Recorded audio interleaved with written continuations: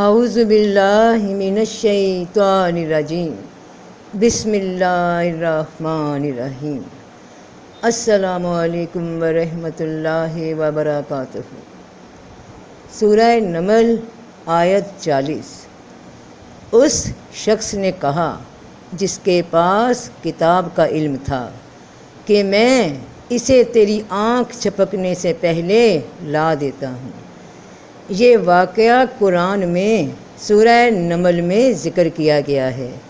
حضرت سلیمان علیہ السلام کے زمانے کا،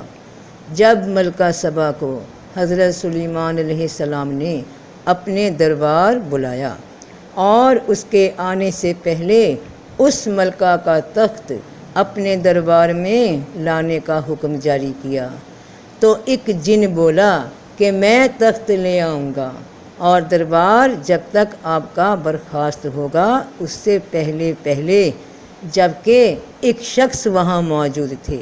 انہوں نے کہا کہ میں آپ کی پلک جھپکنے سے پہلے حاضر کر دیتا ہوں۔ ان شخص کے بارے میں روایات میں اور مختلف قرآن کی تفسیروں میں آج تک جو فرمایا جاتا رہا کہ یہ شخص حضرت خضر علیہ السلام ہو سکتے ہیں یا حضرت آصف برقیہ ہو سکتے ہیں، جو حضرت سلیمان علیہ السلام کے دربار میں کوئی شخص تھے، یا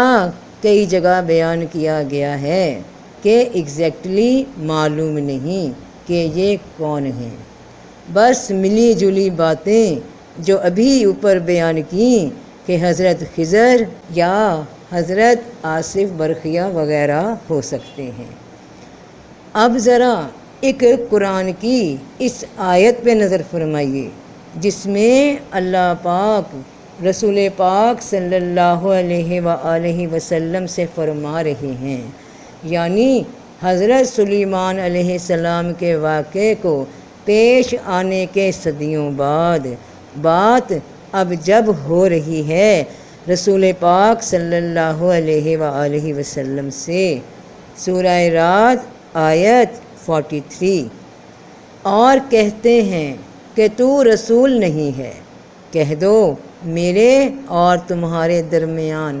اللہ کافی ہے، اور وہ شخص جس کے پاس کتاب کا علم ہے۔ قرآن میں دو ہی مقامات پہ انہی سیم ورڈز کے ساتھ کسی ایک ہی شخصیت کا ذکر آیا ہے، الفاظ ایک ہی ہیں، ذرا غور کیجیے۔ اس شخص نے کہا جس کے پاس کتاب کا علم تھا کہ میں تیری پلک جھپکنے سے پہلے لا دیتا ہوں، اور کہتے ہیں کہ تو رسول نہیں ہے، کہہ دو میرے اور تمہارے درمیان اللہ کافی ہے، اور وہ شخص جس کے پاس کتاب کا علم ہے۔ غور کیجئے کہ ایک ہی شخص ہیں جن کا ذکر دو بار قرآن میں سیم الفاظ کے ساتھ آیا ہے، اور سورہ رعد پہ غور کرنے سے معلوم ہوا کہ میرے اور تمہارے درمیان اللہ کافی ہے، اور وہ شخص جس کے پاس کتاب کا علم ہے، تو کتاب کا علم اللہ اور رسول کے درمیان حضرت جبرائیل علیہ السلام کو ہے، جو اللہ کا علم اللہ کی وحی کی شکل میں رسول پاک صلی اللہ علیہ وآلہ وسلم تک پہنچاتے رہے، وہی درمیان میں ہیں اللہ اور رسول کے۔ اس بات کی دلیل اور وضاحت مزید سورہ نمل کی یہ آیات کر رہی ہیں۔ جنوں میں سے ایک دیو نے کہا میں تمہیں وہ لا دیتا ہوں اس سے پہلے کہ تو اپنی جگہ سے اٹھے، اور میں اس کے لیے طاقتور امانت دار ہوں۔ غور کرنے والی بات ہے کہ جن نے یہ کیوں کہا کہ میں امانت دار رہوں گا، خیانت نہیں کروں گا تخت کو لانے میں، کیا وہ راستے میں کہیں تخت کو لے کر غائب ہو جاتا، یا اس میں جڑے ہیرے موتی اتار لیتا کچھ چوری کی غرض سے؟ اس پہ ابھی بات کلیئر ہو جاتی ہے، ذرا اگلی آیت دیکھیے۔ اس شخص نے کہا جس کے پاس کتاب کا علم تھا کہ میں اسے تیری آنکھ چپکنے سے پہلے لا دیتا ہوں۔ پھر جب اسے اپنے روبرو دیکھا تو کہنے لگا یہ میرے رب کا ایک فضل ہے تاکہ میری آزمائش کرے کیا میں شکر کرتا ہوں یا نہ شکری،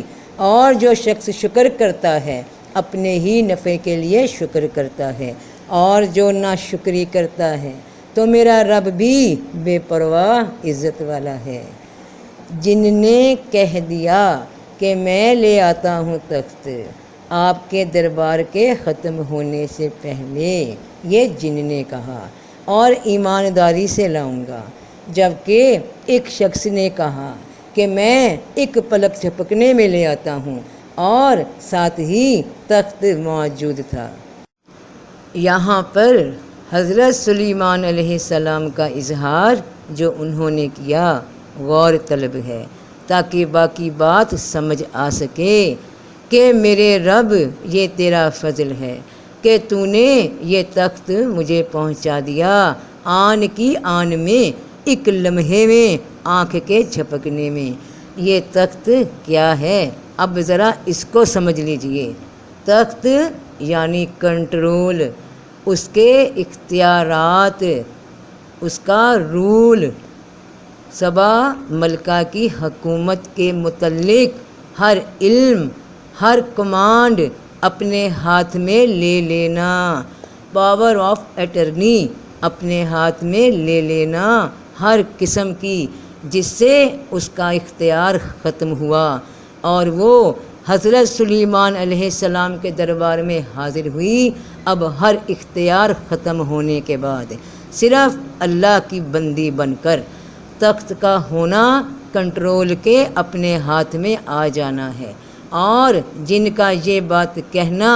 کہ میں ایمانداری سے تمام کے تمام کنٹرول بنا کوئی شے چھپائے، بنا کوئی آگے پیچھے کیے آپ تک پہنچا دیتا ہوں، مگر اس سے پہلے ہی اللہ پاک نے حضرت جبرائیل علیہ السلام کے ذریعے ایک لمحے میں وہ سب کنٹرول آپ کو وحی کر دیا، آپ کے ہاتھوں میں دے دیا۔ اب ملکہ سبا کی سلطنت بھی آپ کے کنٹرول میں دے دی گئی۔ تو شکر ادا کیا حضرت سلیمان علیہ السلام نے کہ یہ تیرا ہی فضل ہے میرے رب، تو نے مجھے آزمایا اور بھی حکومت عطا کر کے، تو میں تیرا شکر گزار بندہ ہوں۔ تو عطا کرنے والا ہے، تو ہی عزت والا ہے۔ اب مزید اگلی آیات دیکھیے جس میں بات واضح ہو کے سمجھ آ رہی ہے۔ کہا اس کے لیے اس کے تخت کی صورت بدل دو، ہم دیکھیں کیا اسے پتہ لگتا ہے یا انہی میں سے ہے جو بے ہدایت ہیں۔ پھر جب آئی کہا گیا کیا تیرا تخت ایسا ہی ہے؟ کہنے لگی گویا کہ یہ وہی ہے، اور ہمیں تو پہلے ہی معلوم ہو گیا تھا اور ہم فرما بردار ہو چکے ہیں، اور اسے ان چیزوں سے روک دیا جنہیں اللہ کے سوا پوجتی تھی، بے شک وہ کافروں میں سے تھی۔ اب ملکہ سبا کے لیے وہ صورتحال بدل دی گئی جس میں کہ وہ پہلے تھی۔ یہ شرک کرنے والی قوم تھی جو اللہ کے سوا اور چیزوں کو پوجتے تھے، تو اس کے اختیار کو ختم کر کے بدل کے اس کو دکھا دیا گیا کہ سچا اختیار کس کا ہے، اللہ کا یا کسی اور کا۔ اب بھی اسے ہدایت آئی یا نہیں؟ تو وہ بولی بے شک اختیار اس اللہ کا ہے جو میں سمجھتی رہی، جن کو اللہ کا شریک بناتی رہی کہ وہ عطا کر رہے ہیں، ان سے میں باز آئی، میں تو پہلے ہی فرما بردار بن کر آ گئی ہوں، یعنی ہدایت یافتہ ہو گئی ہوں کہ حق کیا ہے۔ تو وہ ان چیزوں سے رک گئی جب اس کے دل میں ہدایت آ گئی کہ اللہ کے سوا کوئی معبود نہیں، کوئی طاقت والا نہیں، سب کنٹرول اللہ کے ہاتھ میں ہے۔ جس نے اس کی طاقت کو ختم کر کے حضرت سلیمان علیہ السلام کو ان کے سامنے اس طاقت کے ساتھ پیش کر دیا۔ اس سے پہلے وہ کافروں میں تھی، شرک کرنے والوں میں تھی۔